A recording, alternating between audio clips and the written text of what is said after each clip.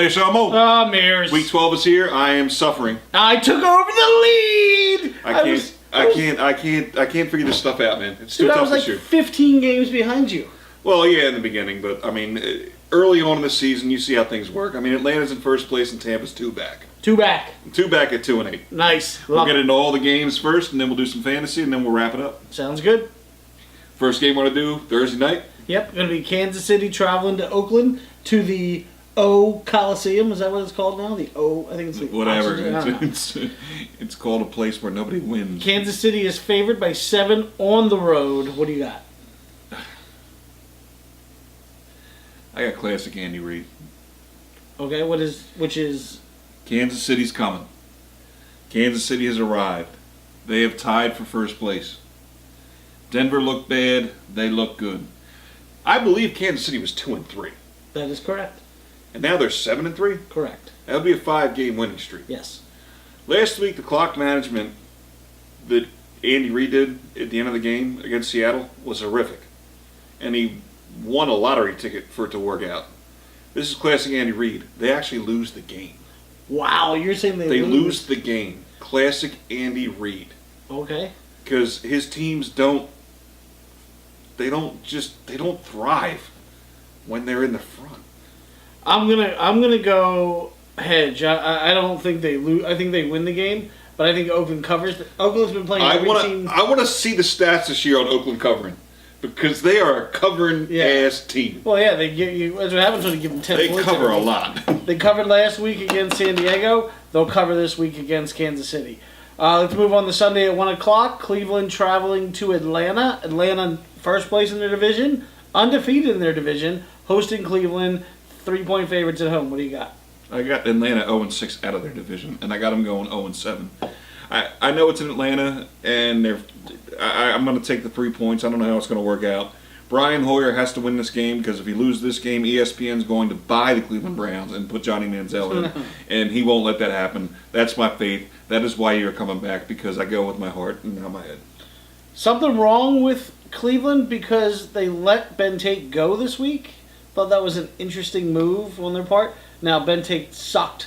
Huge donkey dick. I mean, he was awful. I had him. He was on my team. I was playing him I thought about picking him up last week. That's how good I am in fantasy. I'm like, ooh, Ben Tate's available, and we got running games going. How bad my running backs are, I still had him playing. But guess who does come back this week? Josh Gordon. I got him. So let's not get excited. I like Cleveland also to win this game outright, so I'll take the 3 points. Next game, Tennessee traveling to Philadelphia. Philadelphia's 11-point favorite at home. I don't like to touch double-digit lines. I'm fine with that. Tennessee looked good last week. Mettenberger's coming into his own. I think Mark Sanchez managed to win this game, but I think it's going to be a sign of what's to come. And I think Dallas and Philadelphia, those 2 games, better go in favor of Philadelphia. Otherwise, we're going to have a problem. I agree. You're going to have a problem. I don't think Philadelphia with Sanchez. I don't know. I thought Sanchez could hold on to the ball. Obviously, he cannot. That was one game. Let's not get carried away. That was one game. He's had 6 turnovers. Last week was an aberration. They're not a bad team because of last week. No, I know. But this will tell you where he's at right now. Well, yeah, if it's close and they win, maybe they can cardiac their way through with Dallas. But Dallas 2 games is going to be the entire season. I need to see Sanchez not turn the ball over this week. I think he still will, so I'll take Tennessee with the 11. You got to take the 11. That's too big. Detroit traveling to New England. New England running off 7 in a row is now a 7-point favorite at home against Detroit, who lost to Arizona last week. Terrible game by Detroit's offense. Yeah, just atrocious. But I will be the one person in the land of people on camera, because we're in a fucking living room here, but I will give Arizona credit for shutting down a lot of people. Yes. Like, everybody just dismisses it because it's Arizona with Drew Stanton. So maybe it is something there. The reason I hate being wrong in this game is because I'm going to take New England, and this is a classic game where the streak ends or they don't cover, because all of a sudden they might sleep on this one a little bit. I think they might sleep on. Green Bay's coming up. I don't know if it's the next week, but Green Bay is coming up, and there's going to be a week where they're going to start thinking forward.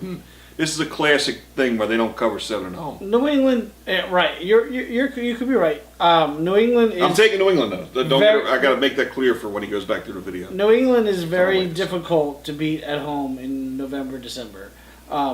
Let's add that to the fact that Matthew Stafford is 0-15 against winning teams on the road. He's never beat a team with a winning record on the road in his career. 0-15. Matthew Stafford. Matthew Stafford. That's bad. So that tells me that that New England wins this game big. I'll cover the 7. All I can say is he's due. That's bad. Green Bay traveling to Minnesota. Green Bay a 9.5-point favorite after putting up 106 points in 2 weeks. I know we get about 500 views a week, or we used to. I don't even view it anymore. My boy Corduroy, I picked you up because I thought you were going to have a big game against Chicago. I caught 7 passes against Chicago the week before. How are you on the field for 45 fucking plays and get 3 fucking catches? Cordarrelle Patterson, I got to cut you for the 3rd time this year, man. Minnesota, no, it's not a double-digit spread. Green Bay, it's fine. I don't care where it is. I don't care if it's Buffalo snow. Fuck that shit. Why did I think this guy was going to be good? He's driving me crazy, man. Yeah. I still want to make the playoffs. He's been like a part of 7 wins by doing nothing. Corduroy Patterson, get out. I'm gonna go again. I'm gonna go against the popular opinion here, and I'm gonna take the 9.5 with Minnesota. This is almost a Gio Nose pick. Like, I feel bad for Gio Nose because he's a Minnesota fan, but I just have this feeling that Green Bay can't keep putting up these points. J.J. Watt outscored him. J.J. Watt was in for 1 play, he outscored him. It's enough of Corduroy Patterson. I just don't think Green Bay can put up the points at Minnesota as they've been doing at home. I'm going out on a limb, so give me Minnesota plus 9.5. A couple more 1 o'clock games. Jacksonville traveling to Indianapolis. Indianapolis a 14-point favorite at home. Too big. I mean, I wouldn't touch this game with Corduroy Patterson's ponytail that he wraps in duct tape. I mean, I wouldn't do it. So don't bet it, but I'm not taking 14 with Indianapolis, and that'll just be another loss in my column when it's 15, and it's too close. I mean, it's not even one we should project. I mean, Indy wins, Jacksonville probably covers, but you can't project 14 points in junk time. I'm going to take Indianapolis to cover the 14. Coming off the loss at home to New England, I think they put up a ton of points against Jacksonville's defense, and I see them winning by 30. So give me Indianapolis 45-10. Houston hosting Cincinnati. Houston's a 2-point favorite at home. I like Mallett. Well, you looked good last week. I do. He didn't look great, but I think it brings a new dynamic to it. My favorite quote that I heard was that apparently the Bill O'Brien, the coach of Houston, at the beginning of the game, before the game started, said, "I hope they ask me after the game why I waited to start Ryan Mallett. Because to be honest with you, that's the only question I have." And I don't know what your answer was going to be if somebody asked you that, because you probably should have done it about 3 games sooner. Correct. If not week 3 when he had enough time to ramp up. You couldn't start him week 1 because he came in late. But once he got ramped up, Ryan Fitzpatrick is an NFL backup. He's a career backup. And he is a good backup to have. Yes. He is a solid professional. I have no knock on him. He ain't taking you anywhere. No. This dude's got a fastball, Ryan Mallett, like I haven't seen with some passes that he made. I like it. I'm gonna go out on a limb and say Cincinnati goes back to sucking. We'll get into New Orleans later. But you, I will say that you made a perfect call in the Cincinnati game last week. You said this is going to be the game where Cincinnati comes out and wins when they're not expected to. So I was impressed with that. With that said, it's one of my 5. I think Cincinnati is going to win this game in Houston. I like Cincinnati. If this was a playoff game, I would take Houston because Cincinnati played Houston, remember, like 2 or 3 years in a row and lost every one of them. Yeah. But I would take Cincinnati in this game. Give me the 2 points. 2 more 1 o'clock games. Jets traveling to Buffalo where they have 79,000 They're not traveling there. Inches. They're not even going to get there. It's going to end up in, I don't know where you can go. Maine? I don't know. Can you get northeast? You know, where is there a high school field you can play this game? Buffalo's a 4.5-point favorite. Little known fact, only half of Buffalo got the storm. I don't know if you saw it on the news today. I didn't pay that much attention. Yeah, only half of the city got the storm. The other half got like 10 inches. This is where my beef is. Okay. If I lived close enough, I could get $10 an hour right now to be shoveling out the stadium. Plus dead. Tickets. But you'd be dead. Not me, dude. That's a lot of snow. Everybody has a heart attack shoveling snow. I get it. Whatever. At $10 an hour, man, you don't know what I'll do for $10 an hour. I'll run the snowblower or something if they see how heavy I am. All right, who do you got in the game? I did like I don't know where it's played. It's going to be a Buffalo. They said today it's going to be fun. I heard today 7 times while you were working and I was watching TV that it's up in the air, according to the Buffalo Bills. Oh, I read today Bees. that they were going to play. All right, so anyway, I don't like my Bills with 4.5 against anybody. I'm losing faith in them. For my numbers, I'm going to take the Jets, and that way I'll hedge it, and I'm happy if they cover. I'm going to take Buffalo at home. I think Buffalo's a better team. I think the Jets coming off a bye, even though they're rested, they still suck, and I don't think Vic's the answer. Look, this is the lowest over-under of the week at 39 points, so I don't think they think there's going to be much scoring. Well, yeah. When a girls' basketball bus gets stuck in the snow for 27 hours, it's not conducive to the run or the pace. last 1 o'clock game, Tampa Bay traveling to the Bears. It's a Soldier Field. The Bears are favored by 5.5 at home. Who cares? I mean, it's the coin flip game. I mean, these are two teams that are just absolutely atrocious. The Bears won last week. Give me a cookie. Tampa Bay, I mean, maybe they're coming since they're 2 games back. I think Tampa Bay wins this game outright almost because Chicago is so bad at home. Tampa has to be a little bit excited that they're only 2 games back in the division. So I'll take the 5.5. How the fuck does Jay Cutler get a 15-yard penalty for getting angry? Because he sucks. But it's just he's comatose and he gets 15 yards for yelling at a referee. How does that happen? I have no idea. Nobody gets that. Let's move on to the 4 o'clock games. All right, 4 o'clock games. Arizona traveling to Seattle. This is a big game for Seattle. Arizona's 2 games up in the division, and somehow Seattle's still 6.5 point favorite at home. I got to go with Seattle on this one. They're desperate. Arizona's comfortable, and that's the only reason I say that. I mean, it's at Seattle. It's going to be tough. I like Drew Stanton. I like what Seattle's doing, but we're not going 15-1. I agree. But here's my problem. We in the fact that I have no affiliation with Arizona. I just kind of threw that out there the wrong way. Arizona's not going 15-1. Here's my problem though. I am like 1-9 picking bets against Arizona. I cannot get them correct. I don't think they win this game, but 6.5 is too much for me. I'll take Arizona with the 6.5 points. 6.5 too much. They do have a good day. Yeah, I just don't think. I mean, Seattle's got this one. This is going to be the game where everybody jumps off the Arizona bandwagon. That Seattle locker room is in disarray. But anyway, okay. I don't know how you say that. St. Louis traveling to San Diego. San Diego is a 4.5 point favorite against St. Louis, who only plays against good teams. They only show up against good teams. So I'm gonna take St. Louis for the rest of the year because I love them. I don't care. It's not at St. Louis, but let me tell you something about the age that fucking Phillip Rivers has. I mean, they should have lost to the Raiders last week. I mean, everybody's hurt. Give me St. Louis. I can't take St. Louis on the road. I think San Diego wins this game by touchdowns. I'll take San Diego at home to cover. Miami traveling to Denver. Denver a 7 point favorite. Miami 2 games out in the East. Yeah, well, that really doesn't matter. They do have 1 game. They beat New England and haven't played them a second time. Right. I have Miami to cover this. I'm not cursing. I just felt like there was something going to come on. Like picking Denver made me feel like I had to pay, or picking Miami rather. But I really, really, really, after those 2 went out last week and they got shut down, I have to think it's got something to do with it. Okay.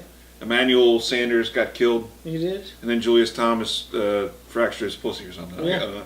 Got me 1 point in fantasy. Still won. I don't know how I won. I don't know how I keep winning. But I do, so. Denver, Miami. Peyton Manning, after a loss, since he's been in Denver, is 7-1 following a loss, with an average winning total points differential of over 15. So, to me, that says he comes out the next week and they destroy Miami. So, give me Denver -7. To me, that tells me that next week's like November 24th. Last 4 o'clock game, Washington traveling across the country to San Francisco. San Francisco a 9 point favorite. I'm going to tell you something right now. There's one team benefiting in the NFC West from playing the NFC East. San Francisco. Dude, I mean, Giants and Washington back-to-back weeks. 16-10 last week. Peyton Manning had 5 interceptions and had the ball at the end with a chance to win. I know. 5 interceptions, and you gave him the ball back with a chance at the end to win. I know. And I got to take a 9-point spread with San Francisco this week. I know. That's how bad it is. I am going to say they're going to win by a lot more than 9 after that performance. Washington is horrifically bad. Alfred Morris is all right. He won my game this week. RG3, though, I mean... Way to go, Alfred. Catch a pass. I don't know. Actually, he did call it too. But I'm going to go with you on this one. Aberration. I'll take San Francisco to cover the 9. I can't not. RG3 came out and said it's 10 guys that aren't doing well. And then his coach came out and said he's taking 1-step drops on 3-step drops, 3-step drops on 5-step drops. He's reading the wrong half of the field. And this is what the coach is saying to the media? It's not good. Come on, man. All right, Sunday night game. Dallas traveling to New Jersey to play the New York Giants. Dallas is favored by 3.5 on the road, coming off their bye. Yeah, give me Dallas. I mean, the Giants couldn't. They couldn't win because of 5 interceptions. Unbelievable. I mean, it's a primetime game. Is Tony Romo going to be healthy? Is 3.5? That's plenty. Like, I think they got this by 6, but I think somehow, some way, like Tony Romo will out-intercept. I think Eli Manning and Tony Romo are each going to throw an interception to themselves, like to each other. Like at some point, Romo's going to intercept Manning, and then Romo's going to get intercepted by Manning. However the hell that works. But 3.5's fine. The half point on this scares me because I think it's going to end up being a 3-point game. Yeah, it's a terrible good game. But I'll take Dallas to cover the 3. You want to talk about driving down the highway and just watching bodies getting picked up off the road. That's what that game's going to be. Let's travel. Let's go to Monday night. Last game of the week, Monday night. Baltimore traveling to the Saints. Saints are favored by 3.5 at home. What do you got? Do the Saints lose 3 in a row? 2 in a row at home. I said, do they lose 3 in a row at home? They've never lost 3.5 3 in a row at home under Sean Payton and Drew Brees. How bad can you be? I don't know. It's awful. I mean, this is a team that I picked to make the Super Bowl. And I wasn't the only person. Like, there's people getting paid to do this shit. Correct. They picked them. And what on earth? They don't have injury issues. Not really. They do now. They have, like, one wide receiver that's out. But not like Atlanta. They don't even... Atlanta lost 4 starting offensive linemen to injured reserve. They don't have that. I don't understand how New Orleans can be this bad. And then I look at a team like Baltimore, and it's like, okay, well, what do I get from them? Steve Smith. I have no idea. You get Steve Smith. I have no idea.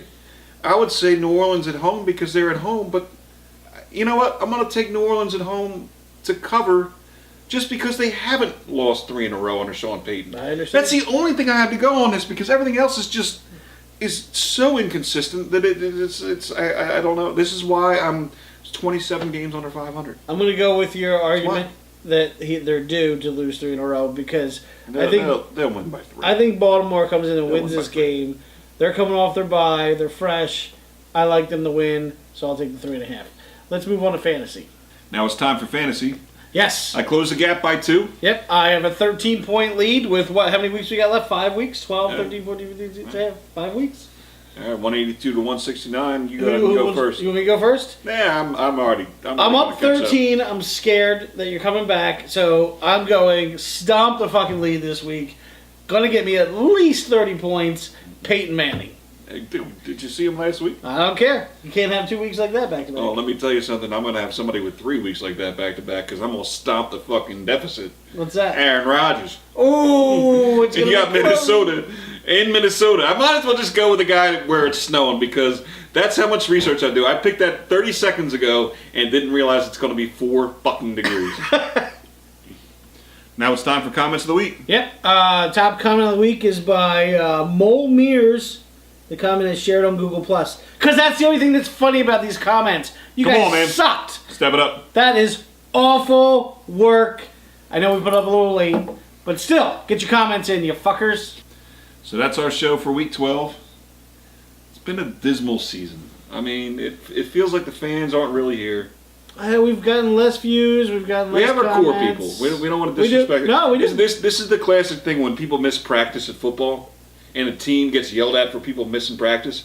You're yelling at the people that are here. Right. I don't know, like, if we're saying people aren't, like, the people that are here need to comment, though. Yes. They need to get on a little bit of a rant. They gotta, just get into some stuff, man. I'll have to pay more attention. I need to find our site. Like, I gotta do that. And I promise that we'll step it up for at least one video this year, and we'll do something a little different, a little interesting. And we're gonna use Team Take'em's theme. We've gained 50 pounds between us since like the beginning of the year. I like it. Fire away, man. If you guys are watching, you guys see Team Take'em's channel. They've been doing some really cool videos. I think we'll have to bust something out, maybe for the Christmas show. They're the ones that mocked us? Yeah, it was funny. Yeah, it was funny. So. And to them, I did break my sunglasses. I see that. I threw my keys on top of my sunglasses. I didn't take them off because you made fun of me. Nice. See you next week, bitches.